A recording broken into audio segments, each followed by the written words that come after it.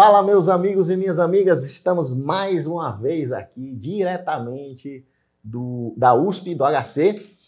Estamos com o professor Paulo Saldiva e iremos ter uma excelente conversa hoje. Professor, muito obrigado por estar aqui, nos dando este prazer de ter essa conversa. O prazer é todo meu, né? Nós vamos falar sobre medicina, né? Que é uma coisa que a gente é apaixonado e para aqueles que talvez serão médicos no futuro breve, né? Com certeza. Já temos colegas médicos, temos estudantes de medicina.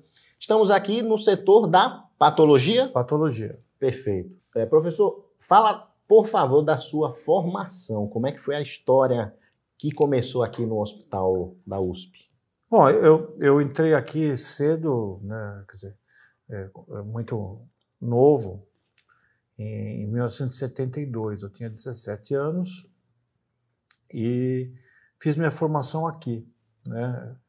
E eu fui para a patologia, talvez porque durante o internato, para mim, foi um momento de aprendizado, mas ao mesmo tempo eu me deparei com dilemas que eu, por ser, não é que eu tenha ficado mais maduro, minha esposa disse que eu tinha uma adolescência encruada, né? Eu comecei a sofrer muito com os dilemas que a gente tinha, né?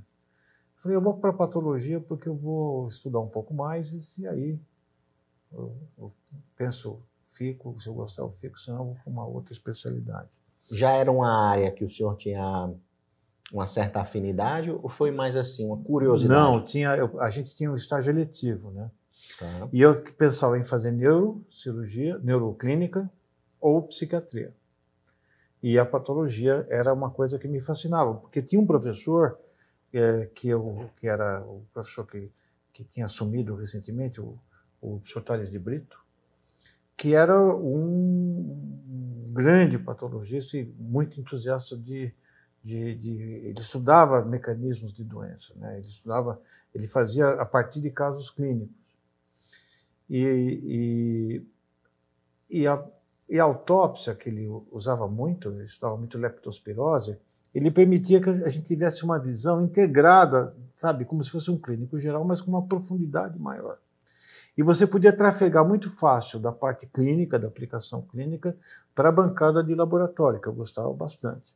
Isso foi reforçado depois quando veio o meu orientador de Ribeirão Preto, no último, eu conheço ele quando eu era R1, e fazia patologia experimental. Então eu tinha um bom patologista clínico e um excelente patologista experimental, e isso acabou me fascinando e gostando da patologia. Então eu tenho um pé no laboratório de pesquisa e um pé na atividade clínica.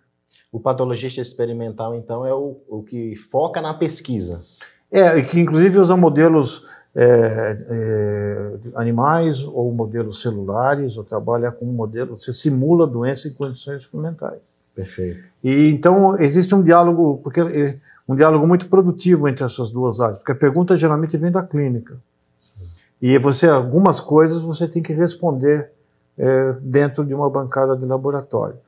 E eu fui estudar, então, eu tinha muitos amigos na pneumo, né? E eu, como sou asmático, eu já me identifiquei com aquilo. Se eu passo tiver uma crise aqui, já tem um pessoal para me ajudar, né? Nossa senhora, isso aqui já...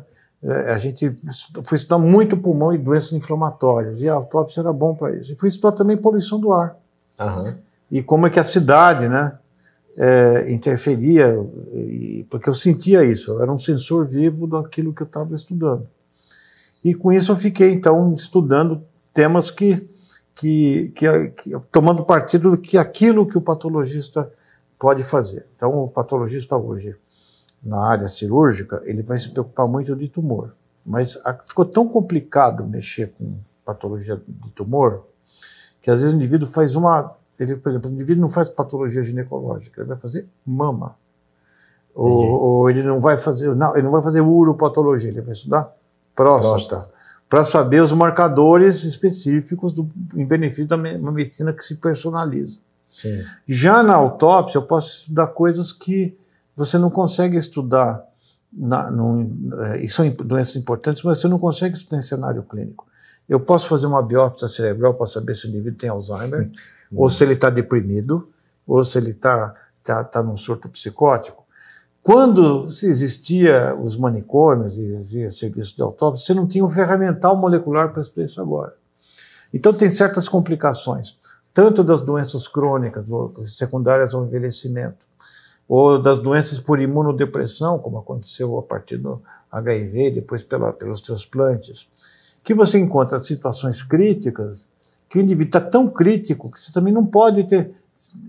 Como é que você vai ter uma miocardite associada à quimioterapia? No indivíduo vivo, não vai funcionar? Não vai.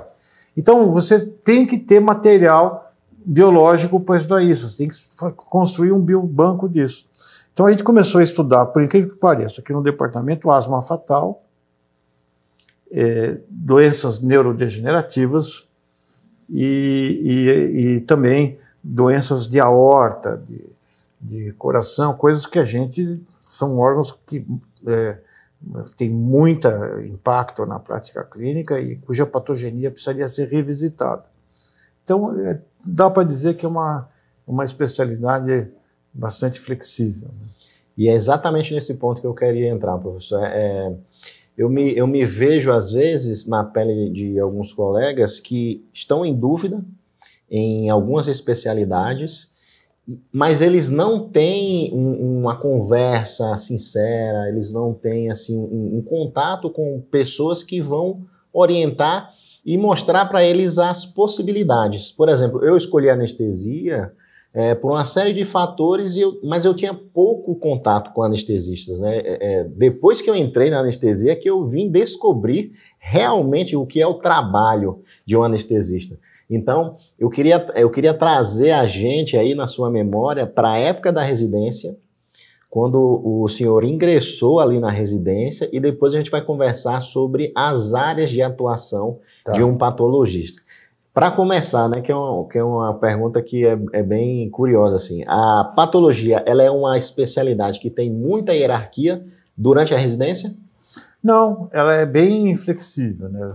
Tem lugares que é uma especialidade de muita responsabilidade, porque às vezes tem que decidir no centro cirúrgico se você tira ou mantém um órgão. Perfeito. E é tanta responsabilidade que nos lugares bons, você tem essa decisão tomada por duas pessoas, geralmente um júnior e um sênior. Às vezes você está no centro cirúrgico, faz aquele exame de congelação, né, que você tira um fragmento, congela e olha, e você transmite isso para alguém à distância para saber se você está lá mesmo, porque você não tem como colocar de volta. E eu sei muito bem disso aí, porque eu sou daquelas pessoas que fica do outro lado, aqui esperando o patologista ir lá no microscópio, fazer os cortes do congelamento para dizer, tira o órgão ou mantém. Isso, e agora por controle de qualidade, porque você pode errar pouco, você pode errar, sei lá, 1%, você é uma máquina que tem 99% de acerto, mas aquele 1% para aquela pessoa é 100%. Perfeito. Então, o patologista, ele também, ele tem essa área, ele pode trabalhar como praticamente de tudo.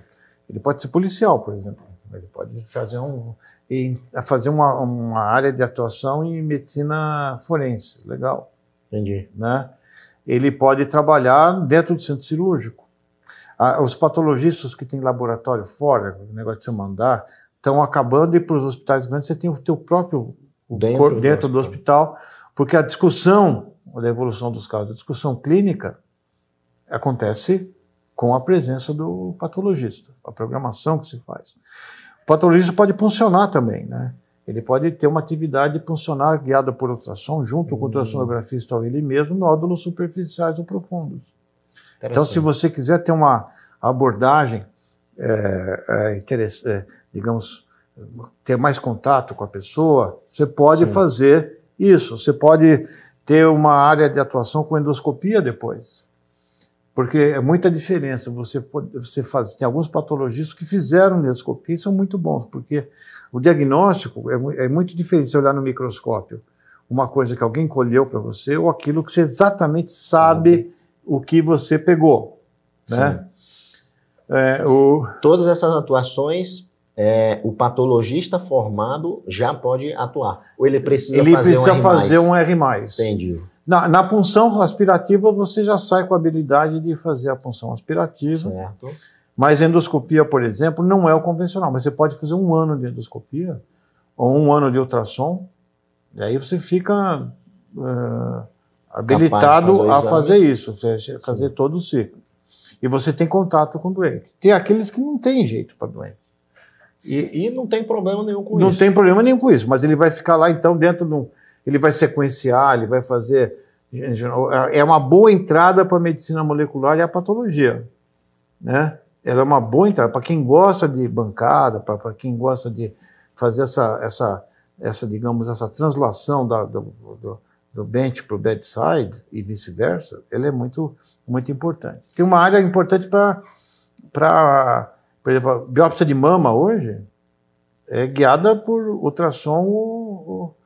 Quer dizer, você vai ter que ter imagem para isso. Então, acho que eu vejo que a patologia e a radiologia vão se fundir até numa nova especialidade ou num novo departamento. Aqui, por exemplo, onde eu trabalho, a gente tem na sala de autópsia, nós temos uma ressonância magnética de 7 Tesla, para fazer estudo entre a gente viva também, não é só para estudar com detalhes, metabolômetro, saber, por exemplo, você consegue fazer espectroscopia de ressonância magnética e saber, então, quanto falta de tal metabólito no hipocampo, por exemplo, né? Você tem um grupo, tem um atomo e tem ultrassom. Faz biópsia, faz autópsia também via ressonância? Sim, você pode direcionar via ressonância onde você quer tirar, né? Tem a parte de fetal, né, da obstetrícia, né, que você tem medicina fetal. É muito importante você saber as alterações fetais, de parte de genética, né, de genética das doenças humanas e das doenças raras. A patologia é um bom caminho para começar também. Perfeito. Então, ela é uma especialidade que interfaceia com praticamente todas as especialidades. Ela tem a sua característica própria ou ela pode ser uma entrada para áreas de medicina, digamos, de alta complexidade. Nós estamos começando a usar a patologia para vigilância epidemiológica. Ou seja, o que a gente faz? Só para você ter uma ideia, nós estamos aqui na Covid-19. Nós fizemos umas 200 autópsias de Covid, mais ou menos, e mais ou menos umas 100 e poucas de não Covid. Indivíduos que entraram durante o surto da Covid, morreram com febre e vieram com suspeita de Covid ou querendo excluir Covid.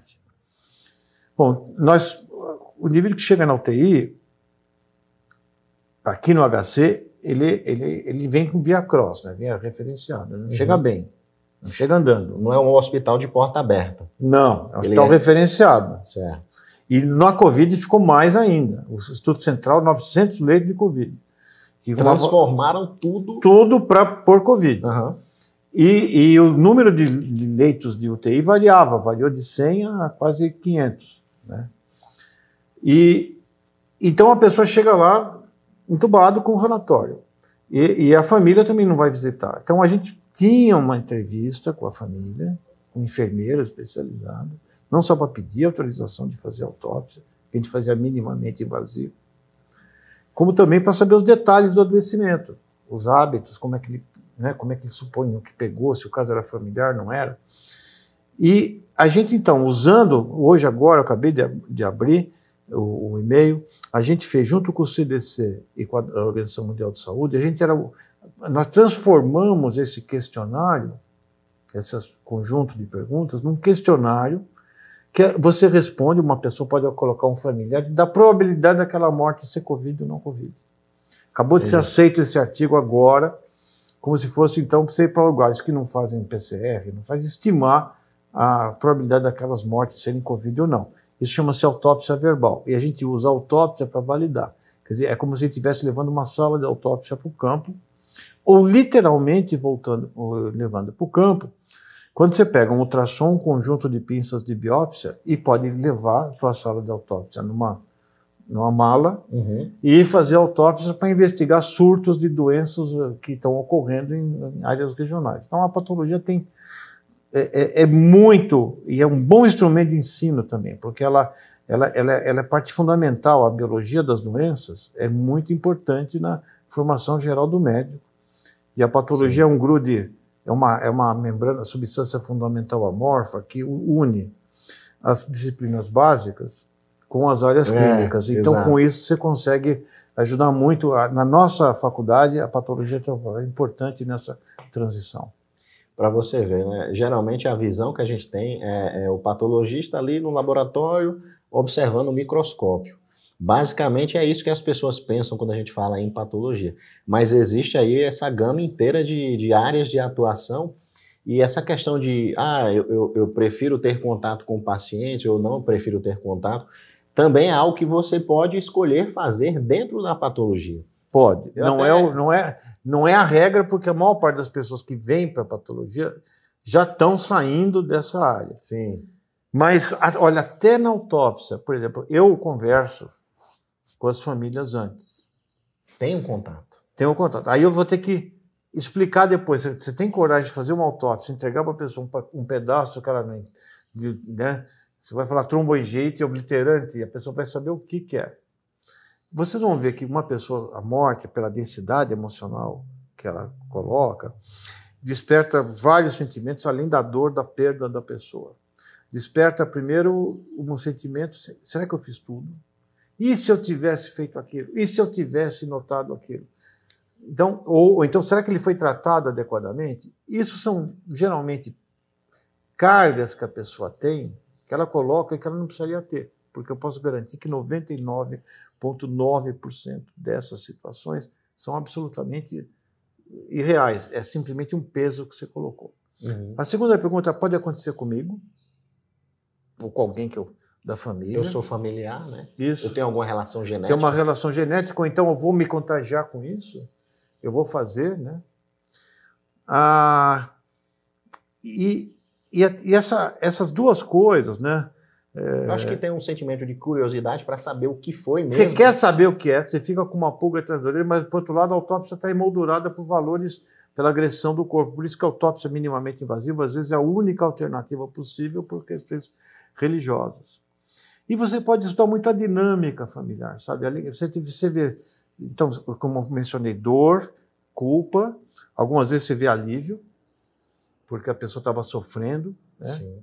Eu estava com o indivíduo acamado há muito tempo, a pessoa estava lá e falou, putz, descansou finalmente, e até a indiferença, sabe?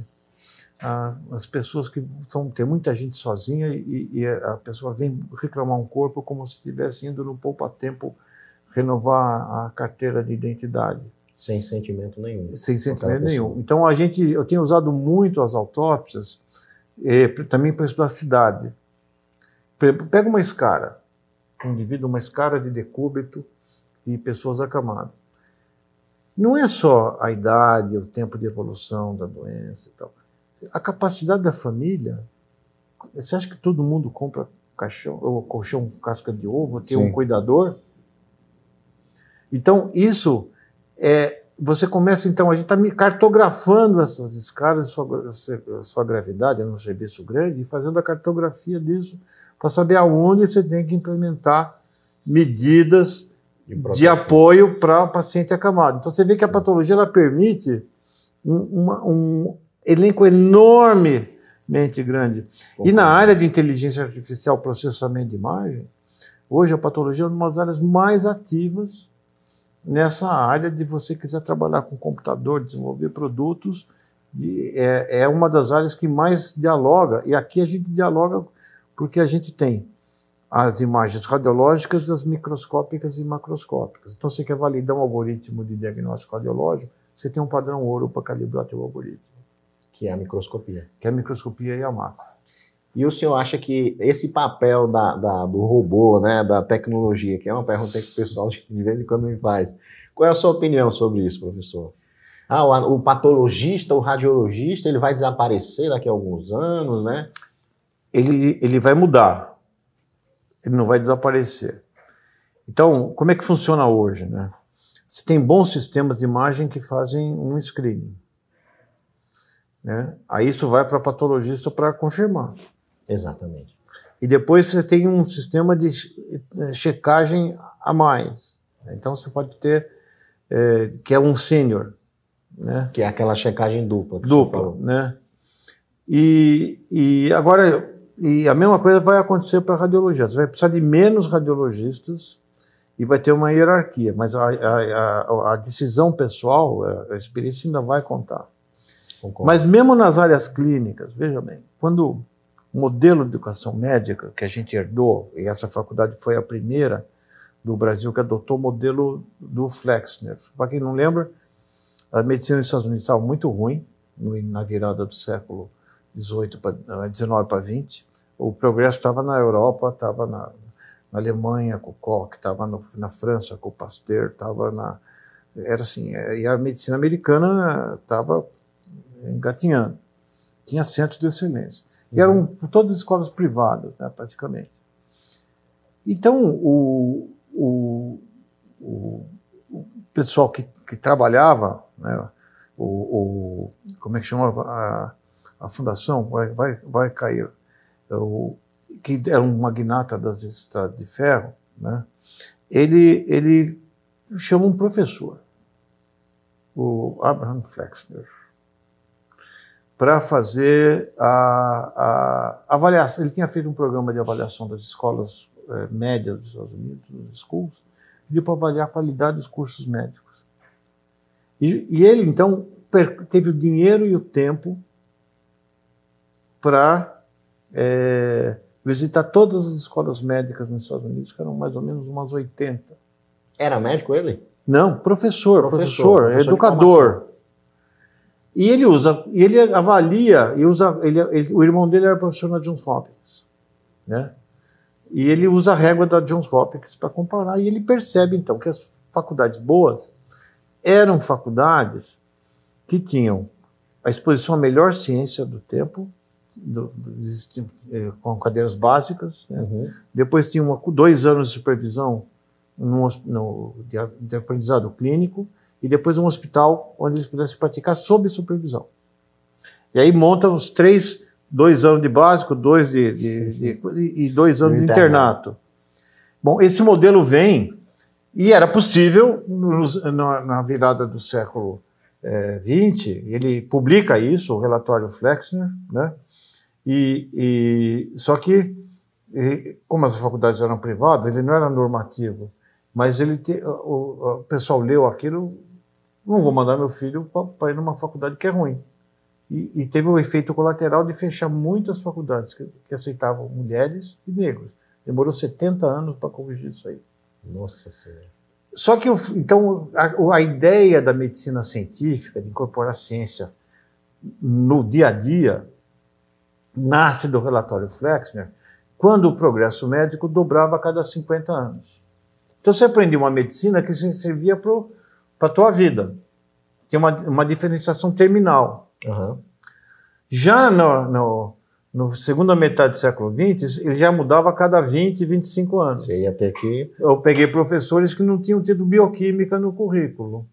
Depois entrou a molecular, depois no final dos anos 80, começou a vir a parte molecular violenta, né? Então você percebe que havia ondas de conhecimento que tornavam, que faziam que você tivesse que correr atrás. Sim. Já não era suficiente para a tua vida profissional. Hoje, sabe quanto está? 7 meses.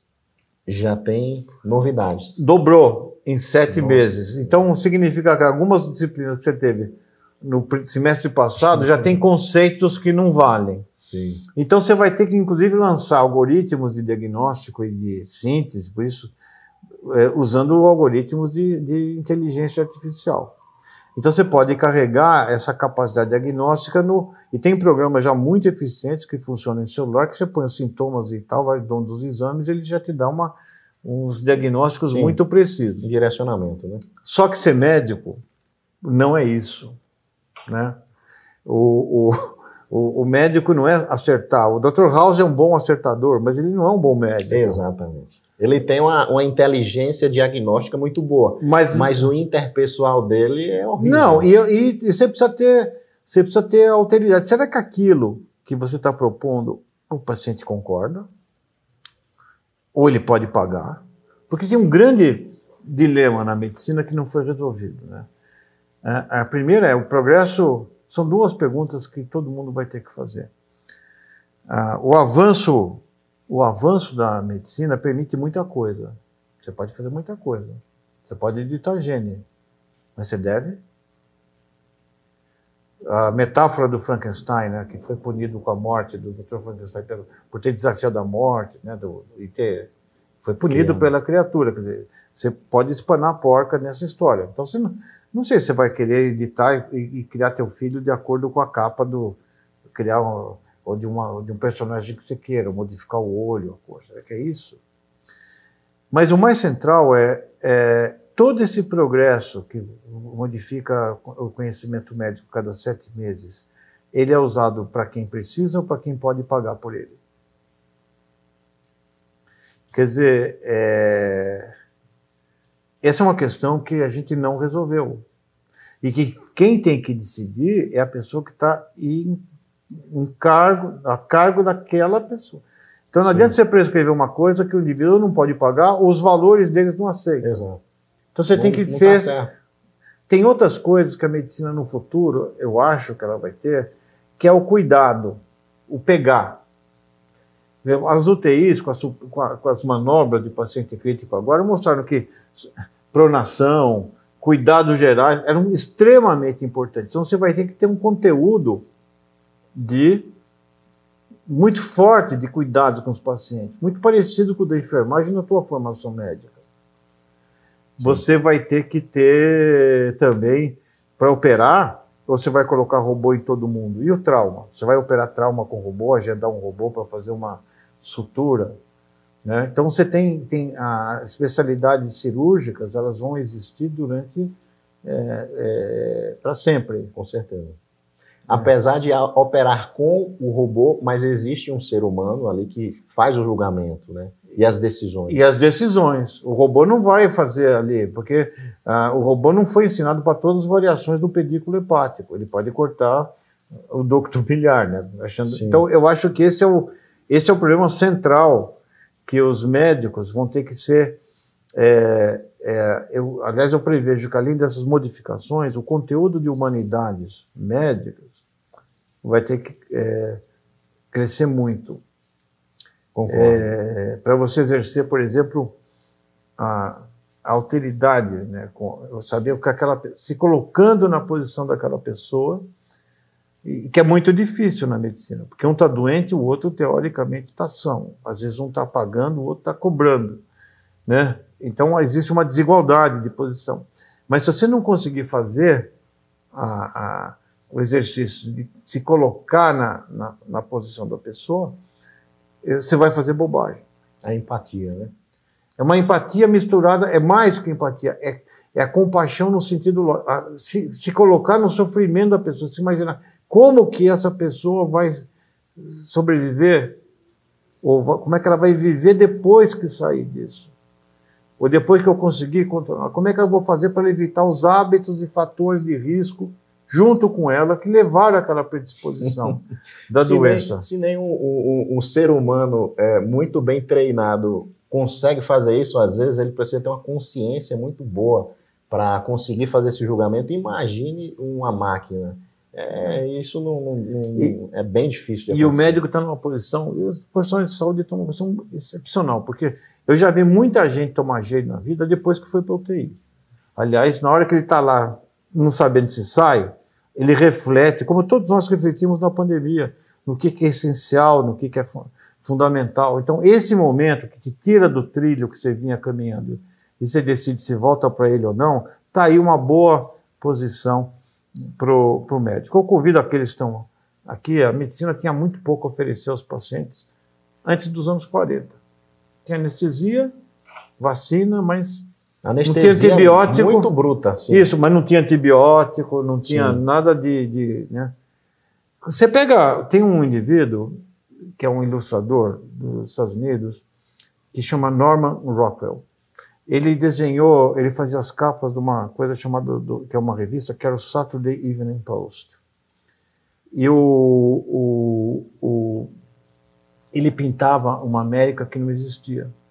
Era no ideal dele, uma América de gente idealista do povo. Ele estava criado nos anos 20, começou isso, naquela ideia de que a América ia ser um país da democracia, da justiça e não sei o quê.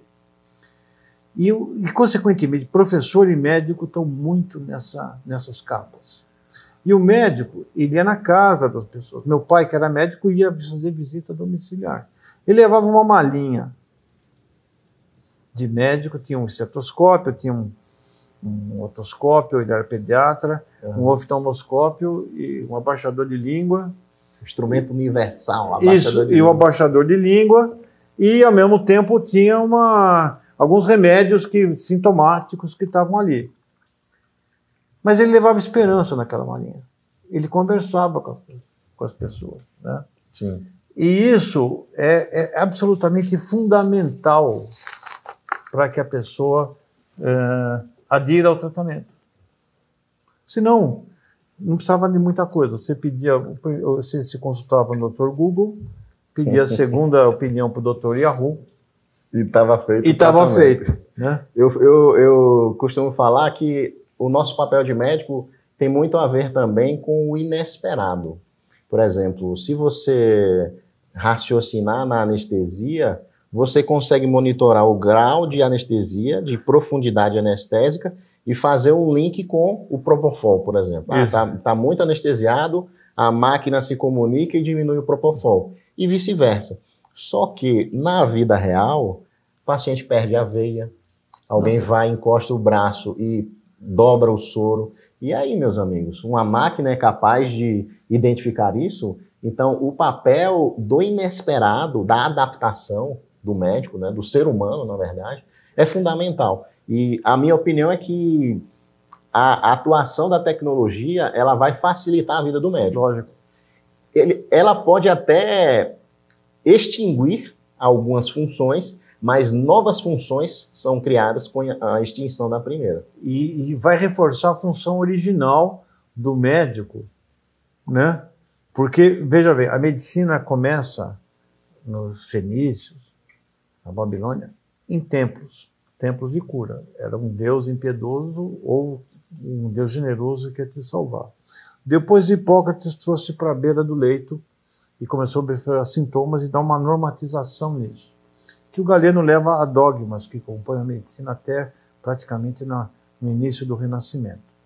E depois uma medicina coletiva, com o saneamento pelas pestes, né, a medicina sanitária, depois a medicina das vacinas, que começa a introduzir a ciência na medicina. Bom, então a medicina científica, terapêutica, ela é recente na história da medicina, é recente na história da humanidade. Mas a medicina sempre existiu antes de terapêutica, antes de qualquer coisa dessas. Ela existia na arte de consolar, né? E de dar um sentido. E a gente divide essas fases da medicina, digamos, da religiosa, da mística, digamos, a lógica filosófica do Hipócrates e a ciência, né, cartesiana, e exclui, mas a pessoa não se exclui. Quando a pessoa está doente, como eu falei, ela vai no Dr. Google, vai no Dr. Yahoo, para depois falar com o médico. Quando ela tem uma doença grave ou com alguém que ela ama, ela vai procurar dar um sentido para por que isso está acontecendo comigo. Ela vai filosofar. O que isso significa na minha vida? Ela vai refletir sobre seus próprios valores. E, ao mesmo tempo, na hora do aperto, ela vai para a igreja. Ela vai procurar consolo. Então, a gente dividiu artificialmente a medicina nessas fases, mas o ser humano continua exatamente o mesmo. Então, ela vai fazer com que a atuação do médico cientista mude, mas do médico, na sua função, se reforce, tenha mais tempo para isso e tenha que prestar mais atenção para isso. Veja, eu falei que a patologia era variável, né? Tinha várias possibilidades. A medicina é infinita. A medicina você pode ser missionário, lá no Médicos Sem Fronteiras, você pode ser policial, você pode ser historiador, fazer história da medicina, você pode ser químico, você pode ser físico, pode ser bombeiro, né? Salvando gente em resgate, você pode ser sociólogo, vendo as bases sociais, você pode ser político, fazendo política de saúde, e dá tempo até de ser médico também. Por isso que a medicina, você tem muito pouca desistência dela, porque ela é um caminho que interfaceia magnificamente entre as ciências exatas e as ciências humanas. Talvez ela seja mais humana das exatas e mais exata das humanas. Mas tudo que envolve o espírito humano tem uma área de ligação com a saúde. E a medicina tem um papel importante na determinação da saúde. Perfeito, professor. Tivemos aqui uma aula de história, né? Um pequeno resumo aí. E voltando, professor, para o dia a dia do residente da patologia. Como é que começa esse contato, né? Como é que a gente se insere? Digamos que eu queira ser um patologista. Eu escolheria primeiro o caminho mais fácil de saber a patologia, de se ligar, ele acompanhar ou um patologista no hospital, onde tem hospital escola, onde está, a rotina para saber. Mas aí você vai ver, geralmente no hospital, predomina a versão cientista do... Por exemplo, dependendo do hospital, você vai, vamos sair aqui do HC, vai no Hospital do Câncer de Barreto, né? Ele chega, tem um movimento oncológico grande, ele vai ver que o patologista vai nas reuniões anatomoclínicas, ele vai nas reuniões clínicas para decidir caso, ele vai, quando vai discutir a terapêutica ou o diagnóstico, ele está lá discutindo, dando o pitaco dele, nós chegamos nisso com agulha, dá para ir, por punção percutânea, decide condutas, ele vai receber o material, vai olhar o material, já vai tentar fazer o diagnóstico, se não conseguir, ele vai usar métodos moleculares para fazer o diagnóstico, e depois ele vai ver os marcadores de vulnerabilidade das diferentes opções terapêuticas para aquele estadiamento. Qual a marca o esquema, se é convencional, se não é, para que aquela droga, aquele conjunto de células, presumivelmente vai responder. Certo. Tem um outro grupo de patologistas que são os que fazem autópsia, que aí você vai ver, em vez de você ler o livro de biologia molecular, você vai ler o Harrison, o Cecil, o Goodman Gilman e o Guyton. Livros de mecanismos de doença. Aí você vai ver a patologia como estudando as repercussões sistêmicas da doença, né? E se você gostar de filme, você vai ver um patologista forense, embora, infelizmente, no Brasil, a medicina forense ficou para trás, porque ela está ligada à polícia. Desde o tempo do Getúlio Vargas, a patologia forense, a patologia de medicina legal era uma disciplina médica. Depois ela vai para a Secretaria de Justiça, para o Ministério da Justiça.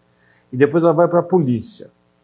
E o policial, ele tem uma visão de policial, não é de pesquisador. Não me consta que a polícia produza grande... Sim.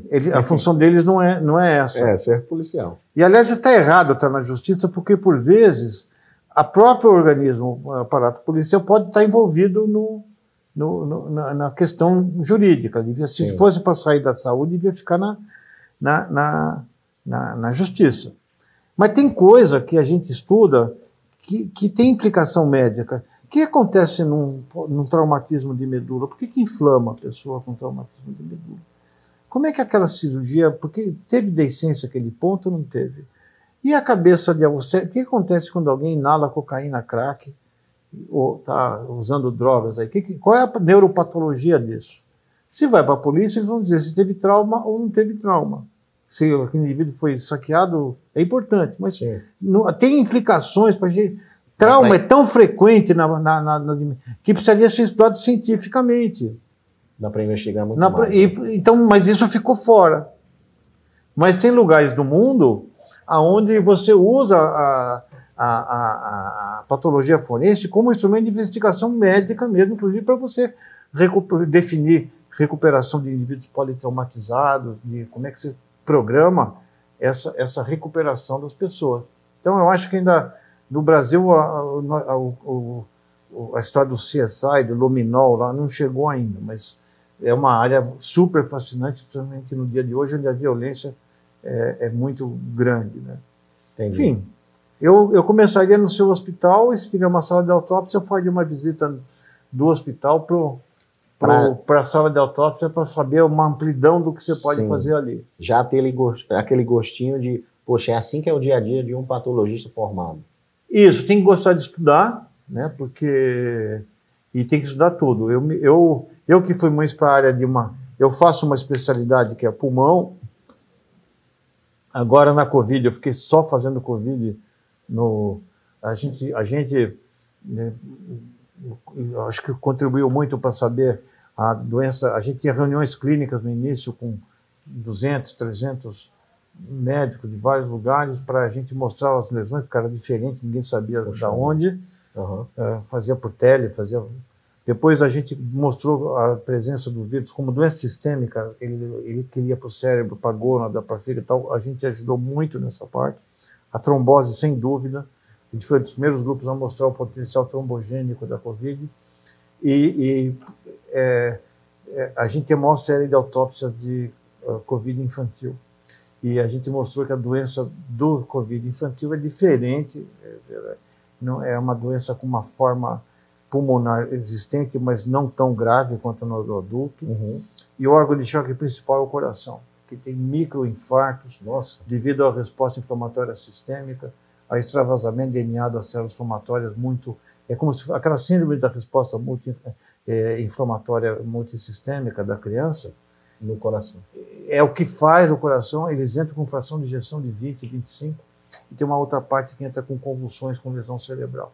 Qual foi o caso mais de menor idade, professor? Que você já a gente aqui? Teve de 8 anos até 16. E tem muitos jovens também, adultos jovens, que não morrem da Covid pulmonar, têm Covid pulmonar, mas morrem da MISC, da doença cardíaca com necrose cardíaca. Né? Interessante. E essas formas, elas foram todas triadas e diagnosticadas pela patologia, pela anatomia patológica. Não tem como fazer isso, confirmar isso, a não ser pela patologia.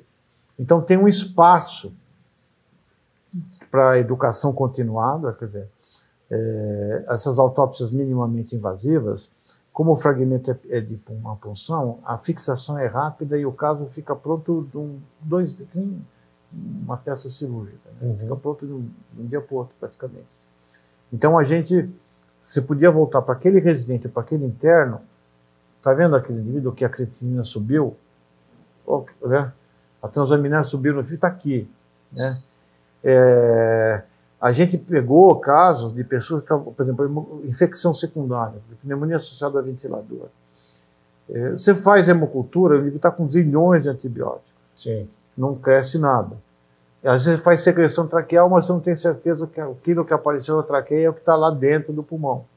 Então nós pegamos mucormicose, nós pegamos aspergillus niger, gente que morreu sem diagnóstico, então você fala, putz, estava coberto para isso? Então, às vezes estava, mas por quê? Então você vai saber se tinha multiresistência, você vira, você faz eu falei do CSI, é um CSI clínico. Sim. Então, ele tem uma atividade extremamente fascinante e dinâmica nessa parte, porque você dá uma resposta muito rápida para dúvidas que você não tem. Então, então o caso é clássico, né? A criança com transplante de medula óssea e infiltrado pulmonar. Isso é químio ou é um micro-organismo? Eu estava cobrindo aquele micro-organismo, ele era resistente, eu não pus. Então, nós tivemos um caso, por exemplo, de HIV, pacientes HIV, que se pensava que tinha Covid e começou a fazer um infiltrado com hemoptise e sangramento pulmonar, era espongiloidíase disseminada. E com ciclo cutâneo mesmo, né? Nossa, então dá para ver, né? Então você começa a ver que existe um espaço para você falar, putz, isso não pode acontecer mais. Isso tem uma influência na conduta do hospital. Então eu acredito firmemente que os hospitais que têm reuniões anatomoclínicas, você tem uma formação melhor. E na nossa faculdade, as autópsias, assim, quando você avalia no final do ano, em geral, os nossos alunos, quando eles identificam as disciplinas que mais ajudaram na sua formação, as aulas de autópsia estão lá. Sim. Porque você vê a doença de um jeito que quase ninguém pode ver. Perfeito. Hoje em dia, professor, existem centros no Brasil que são referências, hospitais que são famosos por ter uma boa formação na patologia? Eu diria que existem vários programas de formação de bons de patologia. Nós temos no Nordeste, nós temos dois, o Ceará e Recife, que eu conheço bem, mas tem outros, tem você tem em Salvador, um bom serviço de formação de patologia. Você tem em São Paulo vários, você tem em Ribeirão Preto, Botucatu, Santa Casa, muito boa, o Unifesp, a gente também é um lugar que, excelente, que tem bastante, tem no Paraná, tem no Rio Grande do Sul, centros que têm patologistas, tem uma demanda por patologistas. Então, e o mercado? Então, o mercado, ele está aquecido. Eu vou dizer que está saindo a figura do autônomo, daquele patologista que tinha uma casinha ali na casa dele, e ele está, a não ser cidades de médio porte que ainda comportam isso, mas antigamente você tinha os patologistas da cidade, né? Fazia Papa Nicolau, aquelas coisas desse tipo. E ele está migrando para um profissional que vai trabalhar em um hospital terciário. Ele vai morar no hospital terciário ou em serviços que tenham, digamos, alguns lugares que fazem procedimentos invasivos. Por exemplo, os grandes laboratórios que fazem punção aspirativa e fazem biópsia guiada por agulha também têm seus próprios patologistas. Precisa do patologista, né? Tem que precisa, inclusive, para saber se o que você colheu está adequado. Se não é o patologista que colhe, é um outro, você tem que chegar e ver, dar uma olhada através de um esfregaço, de alguma coisa, para saber se você não vai ter que espetar o indivíduo depois.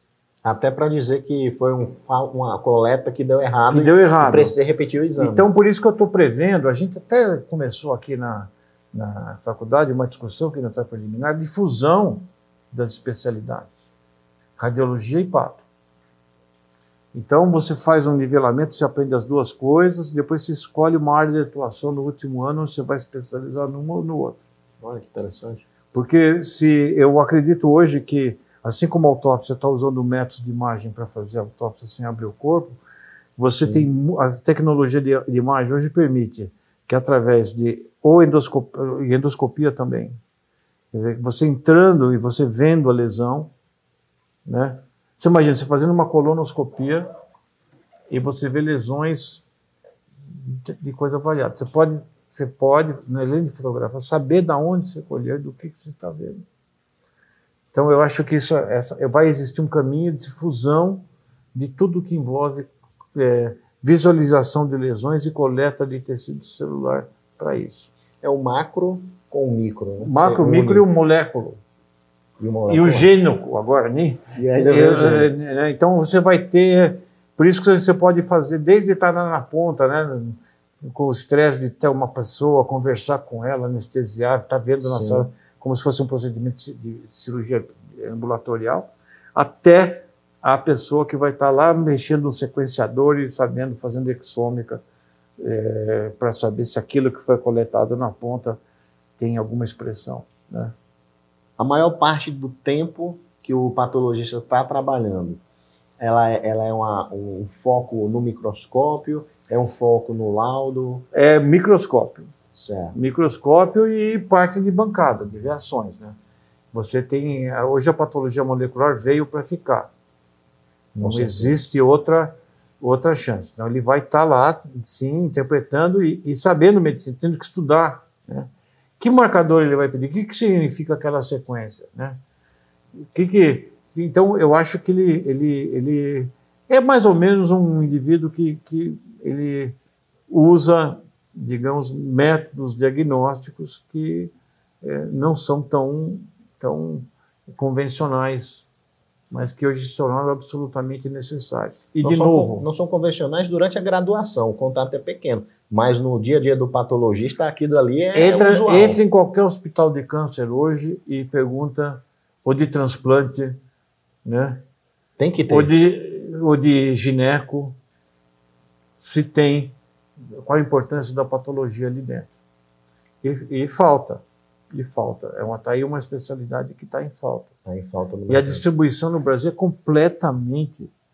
É irregular. É absolutamente irregular. É capital e olhe lá. Você tem regiões, por exemplo, tem estados grandes. A última vez que eu vi na Amazônia, em Manaus, não tinha mais que 10 centros de patologia para um estado daquele tamanho, que moram milhões de pessoas. Então, aí, isso significa o quê? que você vai ter pessoas que vão ter o laudo e a resposta imediata, e outros que o Papai Nicolau vai chegar depois. Um mês depois chega. Se chegar depois de um mês, está bom. Né? Tem um estudo que saiu do próprio HC, agora em 2020, sobre a demografia médica do Brasil. E é justamente isso. Ele fez a distribuição, de acordo com o mapa do Brasil, dos não especialistas, dos especialistas, e você vê que ele puxa muito para as capitais. Então, o Brasil tem muito médico, sim, mas a distribuição é totalmente desigual. Porque o indivíduo vem aonde tem residência. A residência é uma porta de entrada para a empregabilidade dele. Sim. Sim. Então, ele acaba chegando aqui e a residência funciona como uma porta, né? Porque você tem um sistema... A medicina é muito hierarquizada, né? Porque o interno ensina para o indivíduo do quarto ano, o sexto-anista para o quinto-anista, o R1 para o outro, e isso leva a uma escala que é pior que o exército. Dependendo então, da especialidade, E você começa, então, a entrada para plantões, para você acompanhar, você começa a acompanhar seus professores, então na residência define muito a tua empregabilidade. E a gente é um vampiro de gente boa, nós sugamos o Brasil. Porque o programa de residência é grande, vem para um hospital grande, então você tem uma competição muito grande com gente muito capaz que vem daqui e também das outras faculdades. Tanto que a gente é a faculdade de medicina, dos que eu conheço, com maior nível, maior porcentagem de professores titulares que não são formados aqui. Enquanto as faculdades menores elas têm um certo grau de auto, digamos, replicação. Sim. Aqui não, porque eu considero que a gente é uma máquina de moer carne de gente boa, porque vem tanta gente boa na residência para entrar aqui que a gente fica vai pegando e em vez da gente estar cumprindo o nosso papel de voltar, né? A Paulista faz isso muito melhor, porque a Paulista, por estar ligada no sistema federal, as pessoas que estão docentes das outras universidades federais têm muito a fazer pós-graduação na Paulista. Uhum. Né? A UFRJ faz isso bem. A gente não. Aqui o pessoal cada faculdade tem uma cara, tem uma cultura. Eu não estou criticando. Mas a gente, como o mercado médico de São Paulo é muito aquecido... É isso. A absorção é grande e o ganho é grande... O pessoal chega, ele não vai voltar para o lugar dele. Se ele tiver uma boa oferta aqui, ele vai ficar aqui. Foi o que aconteceu comigo. Pois é isso que acontece. Eu acho que a gente devia ter um jeito de ter sistemas que colocassem isso. Eu acho que podia ser um programa tipo pós-graduação, que tem aqueles programas de parceria, você poderia fazer isso. Mas hoje, pela regra... O exame de residência ele é aberto para o Brasil inteiro. Exato. Né? E a gente também se beneficiou muito quando a gente começou a usar o Enem na nota, que era só FUVEST. Uhum. O que aconteceu? O FUVEST era o vestibular da USP. Da né? USP. Sim. Agora não. Agora você tem o Brasil inteiro concorrendo com isso. Né? E você sabe que eu até brinco que a gente, quando foi aquelas sondas buscar vida inteligente em outros planetas, né, ela fotografou o Brasil. E sabe que há fortes evidências de vida inteligente fora da USP. Isso causou para nós uma surpresa. E fora de São Paulo. Né? A gente falou, eu que só tinha sabido aqui. Mas graças a esse o fotógrafo satélite. Aí. Exatamente. Foi uma surpresa para nós. Né? Isso diminuiu um pouco a nossa energia ególica, a energia que vem do ego, que é uma energia renovável, sustentável e também insuportável. Né? E aumenta cada vez mais. Nossa, né? É alto, não acaba nunca. Então, com isso, deu uma baixada de faixa e a gente se beneficiou muito com gente que vem de outros lugares e também quando começou a dar cotas, a gente aprendeu muito, porque a diferença aqui, a diferença de nota para entrar com cota de escola pública, né, é muito pequena. Uhum. O indivíduo que é bom no Capão Redondo, ele é muito bom. Quando tem os instrumentos que vão... Quer dizer, esse cara se soltar no lugar, ele vai embora. Ele vai embora, você entendeu? Então a gente ganhou muito com essa história, mas só que pagamos um preço, porque a residência nossa é maior que a graduação, é muito maior que a graduação. Nós temos 180 alunos por ano, nós temos quase 1.000 residentes por ano. Então é quase 5 vezes maior. Bem maior. Então você soma, você pega um grupo grande de jovens, de quase 1.000 médicos por ano que entram aqui, e que a gente fica altamente selecionado, e você então nem valoriza direito à competência. Eu acredito que seja um dilema muitas vezes pessoal, porque você está no momento da sua vida que você quer focar no profissional, e você fez a residência num grande centro, e quando você está finalizando, o pessoal, Tiagão, vamos trabalhar comigo ali, pô. É isso. Vamos ali pro hospital. Eu não estou fazendo juízo de valor, estou dizendo que o sistema é injusto, no sentido, a gente contribui involuntariamente para que ele permaneça cada vez mais concentrado. É isso.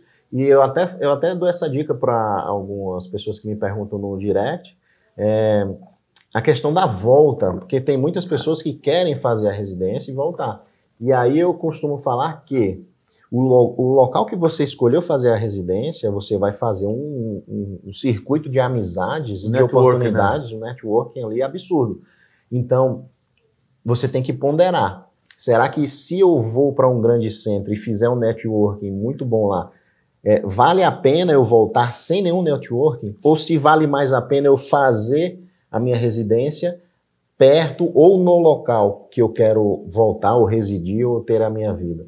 Então fica essa reflexão aí para cada um. Às vezes para você é mais vantajoso você ficar no hospital que você quer morar ali perto da sua cidade e fazer esse network naquele lugar. Depois você faz complementações com pós-graduações, você estuda por fora, enfim.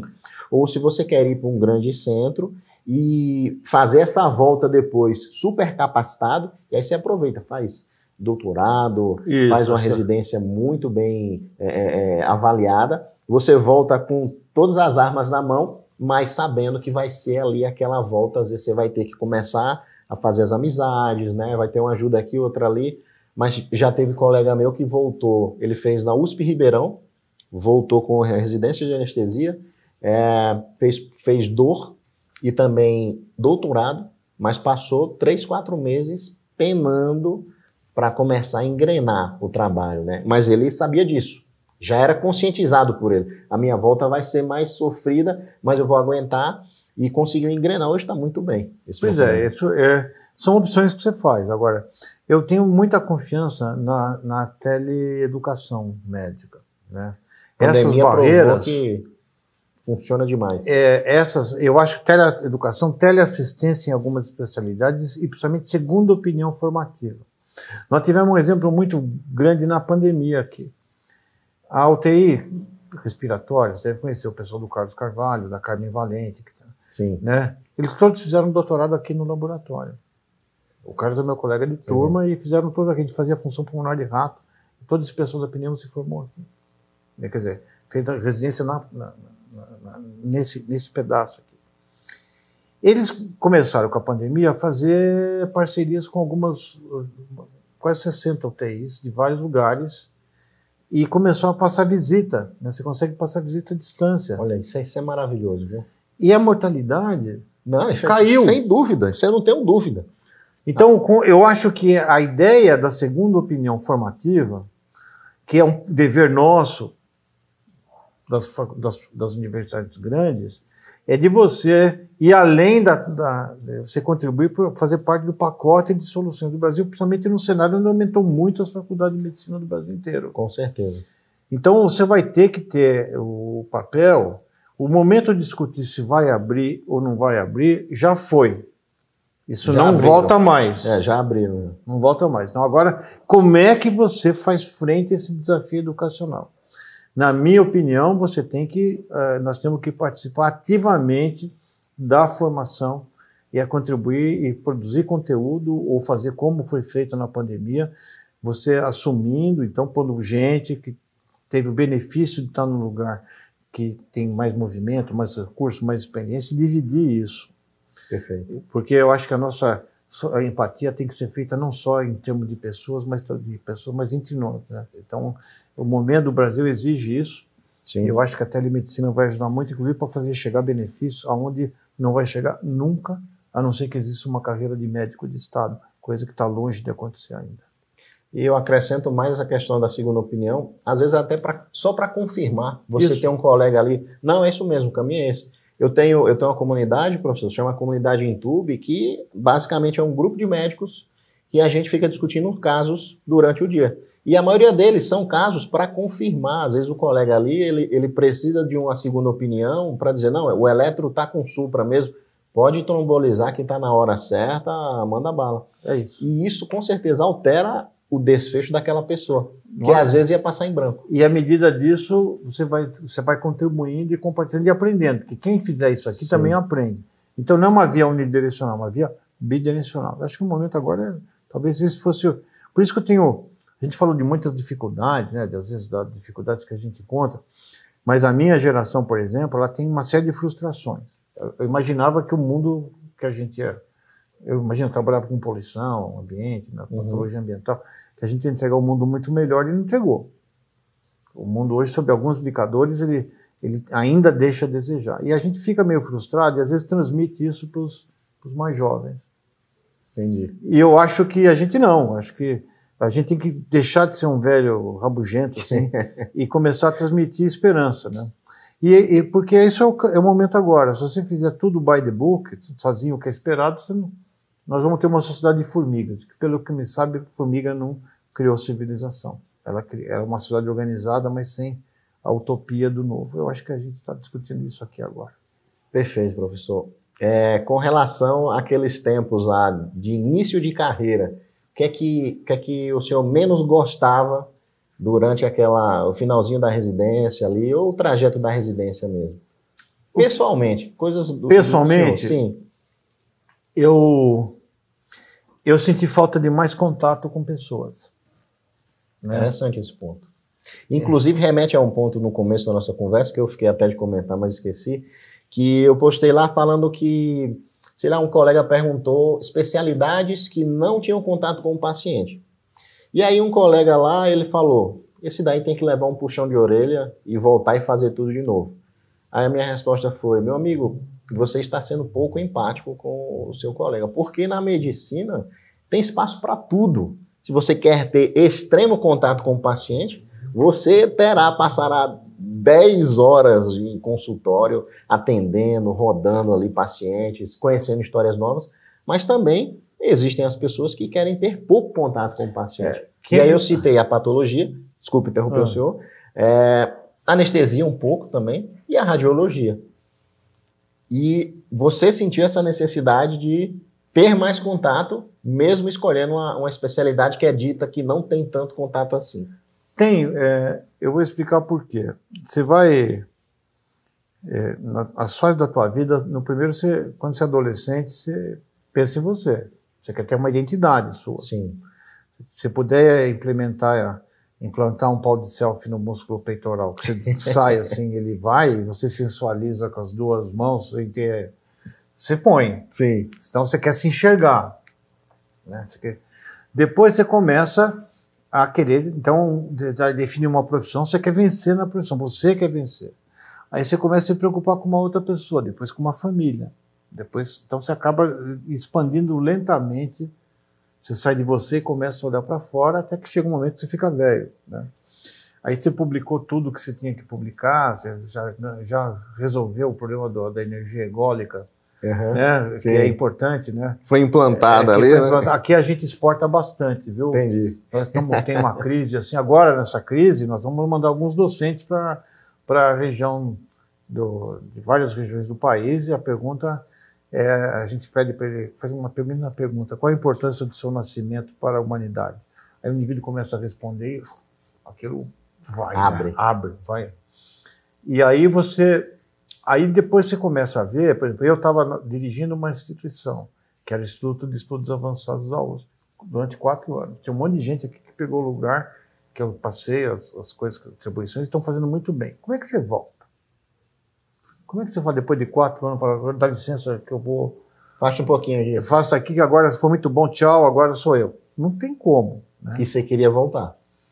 Eu não sabia se eu ia voltar, mas a pandemia, na última semana da minha gestão do Instituto de Estudos Avançados, começou a pandemia, aí eu não tive escolha. Eu queria dar aula, eu não sabia se eu queria voltar às mesmas coisas, eu queria fazer alguma coisa diferente, eu não sabia o quê. Não tive escolha e a pandemia veio para fazer. Então agora que a pandemia está, a gente já coletou bastante material e tal, eu tenho que saber o que eu vou fazer. Quer dizer, você vai sempre se reinventar ao longo da tua vida, mesmo depois de velho, a não ser que você... Porque o inferno para mim é aposentadoria, bermuda e sandália na praia. Você vai gostar disso de 15 dias, mas depois de um tempo você está subindo pelas paredes. Quer produzir, você quer fazer. Você quer fazer. A medicina é isso, você permite fazer qualquer coisa. E um dos sonhos que eu acalanto, por exemplo, que eu queria fechar minha vida, meus anos de vida, era talvez até me requalificar em medicina de saúde de família e comunidade. Porque a medicina geral, se eu fizer o exame de residência aqui na primeira fase, eu faço todo ano. Eu acerto 60%, 65% da prova. Está sempre praticando ali a prova. Para saber como é que eu estou de conteúdo. Aí eu vou, terapêutico, eu ainda vou prescrever sanguessuga, sangria, aquelas coisas que eu dou no meu tempo, que, né, Tetrex, né? Então, aquelas coisas que... Mas eu acho que dá para você, com uma qualificação, voltar a atender. E a atenção primária com uma certa resolutividade. Até fazer os ultrassons dos meus doentes, né? Que eu tiver lá. E eu sonho, talvez seja esse o caminho que me resta. Dar aula de medicina e praticar um pouco de medicina, principalmente porque eu posso fazer isso de graça, eu posso fazer isso com quem eu quiser. Então, eu acho que essa que é a graça da medicina, para quem está começando. Você tem caminhos que não... Quando você acha que você fez a escolha da tua especialidade com um contrato com aquele que não se diz o nome, escrito em sangue, esqueça. Você vai se reinventar na sua própria especialidade ou ir para outra especialidade ao longo da tua vida. Está aí a beleza da nossa profissão. Fases, né? Às vezes você está numa fase muito egocêntrica e aí tudo bem, viva essa fase, produza, ganhe o seu dinheiro, faça os seus sonhos, mas eu tenho certeza que vai chegar um momento que tem uma transição que você começa a ver de forma diferente. É que nem você falou, se eu ganhasse na Mega Sena, eu ainda viria, produziria. Eu viria fazendo exato o que você faria no dia seguinte, a mesma coisa. Talvez eu comprasse uma bicicleta melhor.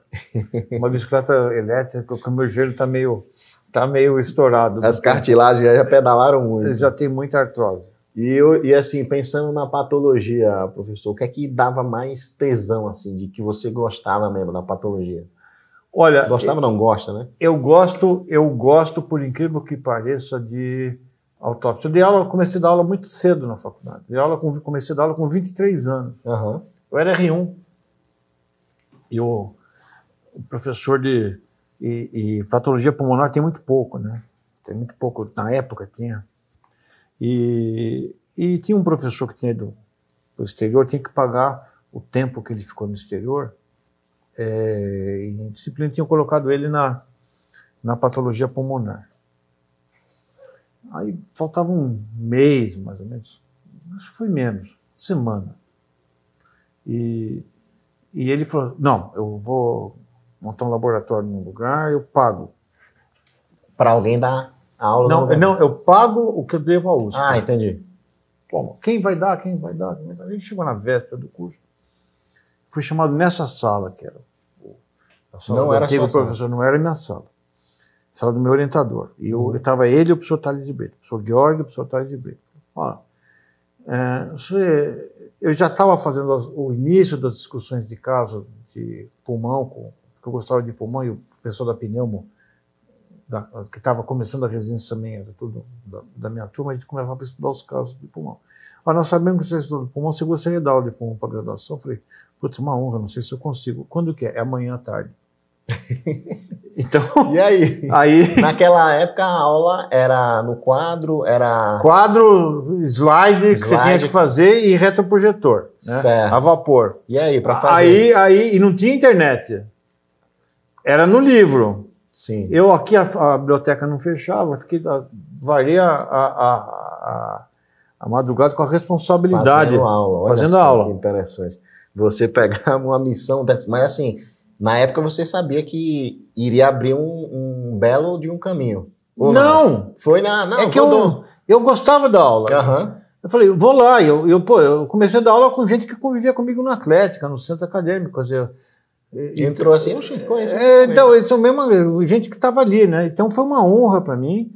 E a partir daí, inclusive, por incrível que pareça, eu fui professor homenageado na formatura daquela turma que não sabia nada. Que você iniciou as aulas. Comecei as aulas, né? Olha então, eu gostava da aula, quando eu tinha que dar aula, eu adorava isso. Né? E foi a residência inteira com essa responsabilidade? A residência inteira, não larguei mais. A patologia pulmonar, fiquei dando aula, deu certo. E daí dava aulas na patologia geral. E depois eu montei um curso, ainda na residência, que chamava Última Visita.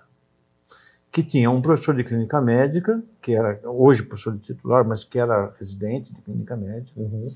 E a gente pegava um caso para discutir com autópsia de corpo presente, sem saber o diagnóstico. Era um mistério. Era um mistério. Nós não sabíamos o que ia ter, nem eles. Então a gente discutia as hipóteses, levantava, depois fazia autópsia num grupo pequeno. Isso virou... Na hora ali. Na hora. Nossa Senhora. E isso era um grupo pequeno, daí começou a vir gente, nunca teve frequência, a gente começou a transmitir isso da sala de autópsia para um anfiteatro, para fazer. Isso foi a base do curso de patologia geral, que digamos, aquela disciplina que faz lá. Então é uma coisa que você tem que estar preparado, inclusive, para errar. Para errar, né? E ninguém sabia. Porque ninguém sabia. E aí, já aconteceu? Já, muito. E aí, a gente montava o que o indivíduo tinha que estudar a partir dos achados da autópsia. Do final. Você fechava, então, uma história, a possível história natural daquela doença, e você falava, bom, vamos estudar agora leucemia. Você vai falar estudar leucemia aguda. Então, antes da outra aula, os alunos estudavam temas que a gente definia. Uhum. Leucemia aguda, doutora, o que é transplante de medula óssea, o que é? Então, ou era cirrose, estudava várias coisas. Você montava 2 ou 3 temas e dividia entre os alunos, e a gente começava a discutir em cima dos casos que apareciam. Né? E quando tinha que ver o que era na histologia, você tinha um criostato, você fazia a lâmina na hora. Olha só. Você fazia ali dentro e projetava a lâmina, tinha um projetor de lâminas. A gente projetava, ó, isso aqui, essa bola aqui, né? Porque a medicina a gente definiu a classificação em ou é doença que dá bola, dá buraco ou entope. Né? São as 3 coisas. Didaticamente. Então, se aquele buraco, o que esburacou esse pulmão aqui, o que entupiu aquele vaso, o que fez essa bola? E a gente, então, fazia a partir daí a discussão. Né? E aí, quando errava? Putz, eu já fiz tanta bobagem na vida, eu aprendi logo Desde cedo já sabia. E é bom isso, sabe? Você saber que você erra, porque a maior parte dos erros médicos não ocorrem nem no residente novo, nem no médico muito experiente.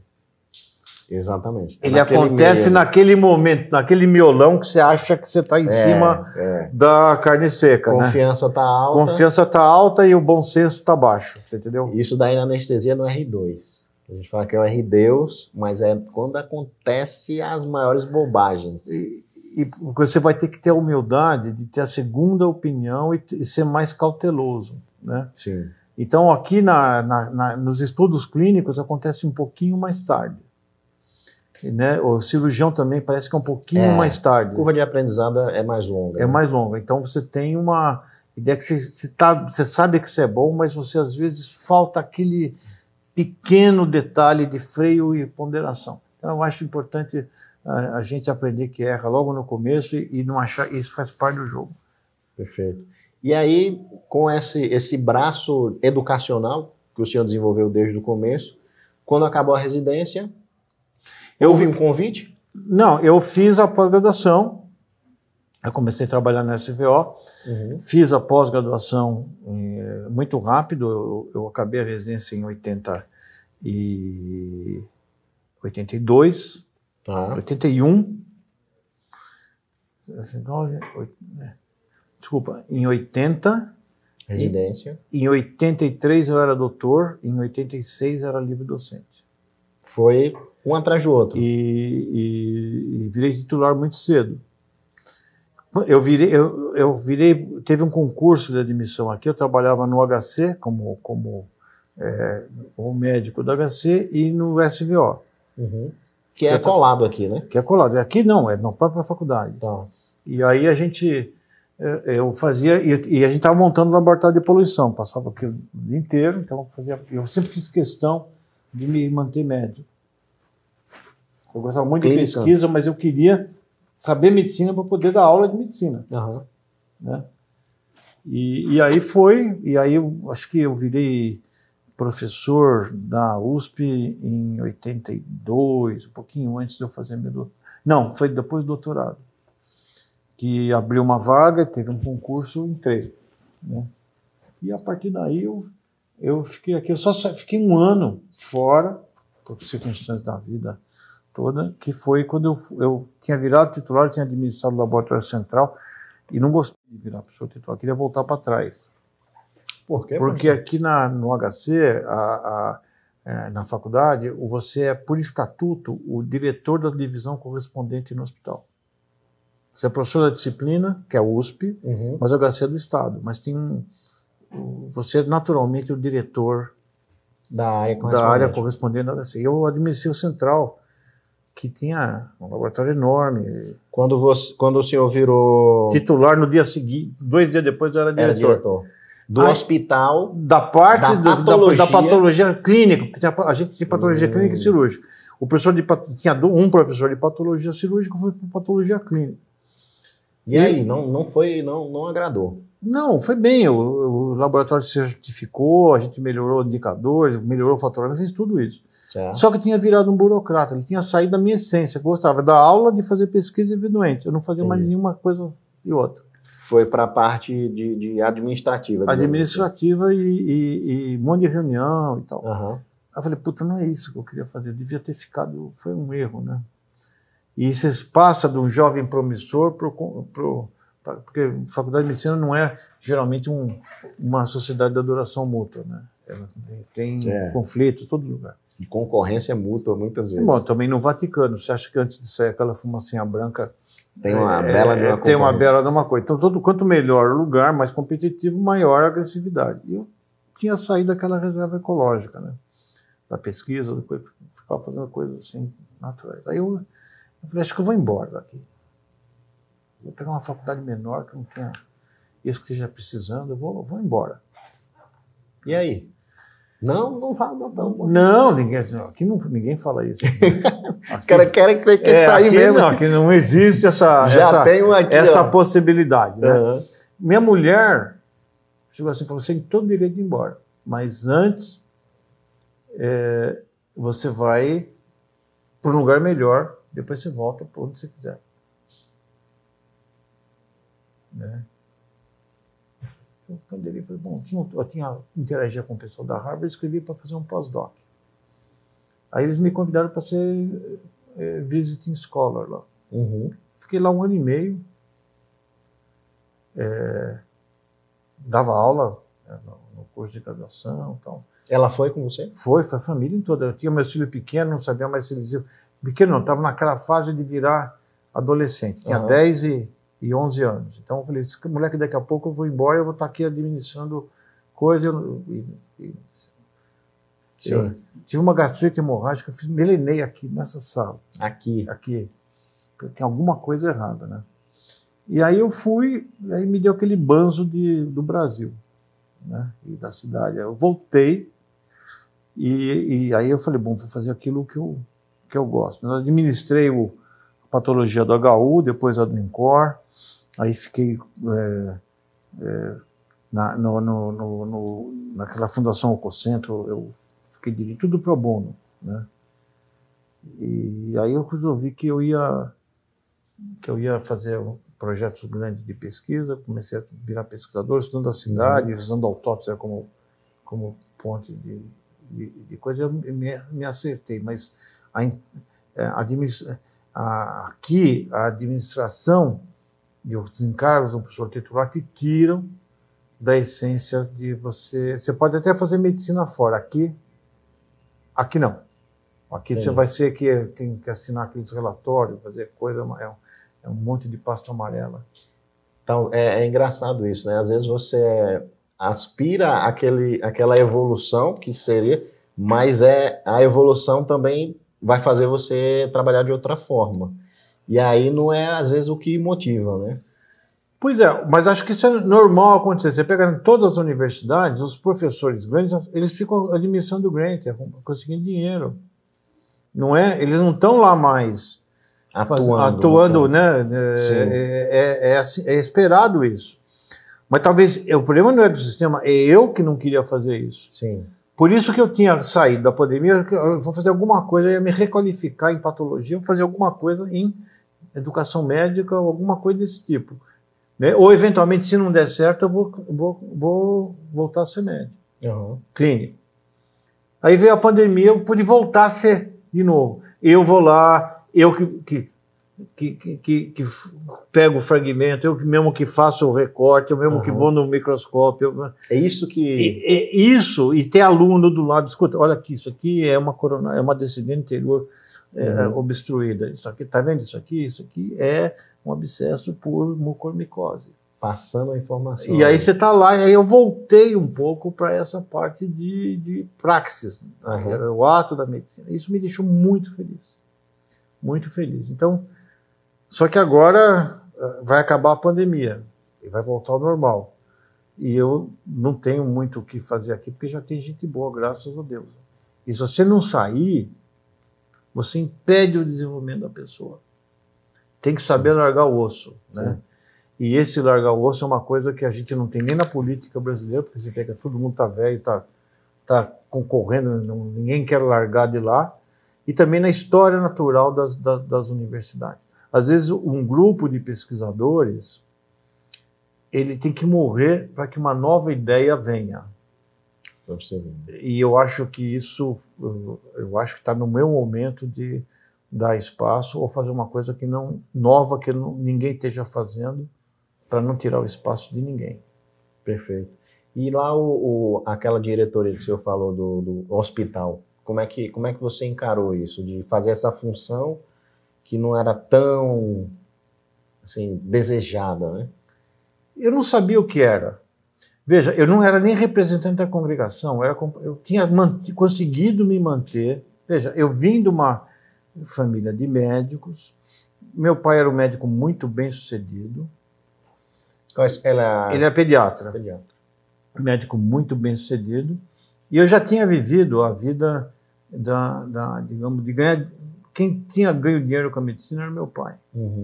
Então eu tive uma infância privilegiada. Não era rico, mas eu tive o privilégio da boa educação, de tudo que eu tinha. Então eu não tinha aquele negócio. Aí quando eu cheguei aqui, eu vi um negócio assim, eu vi um negócio diferente na medicina. Eu vou fazer medicina acadêmica, porque eu quero ter a liberdade de fazer aquilo que eu quero. A vida acadêmica ela tem uma vantagem. Você tem uma carga horária, uma coisa desse tipo, mas você decide o tema que você quer fazer.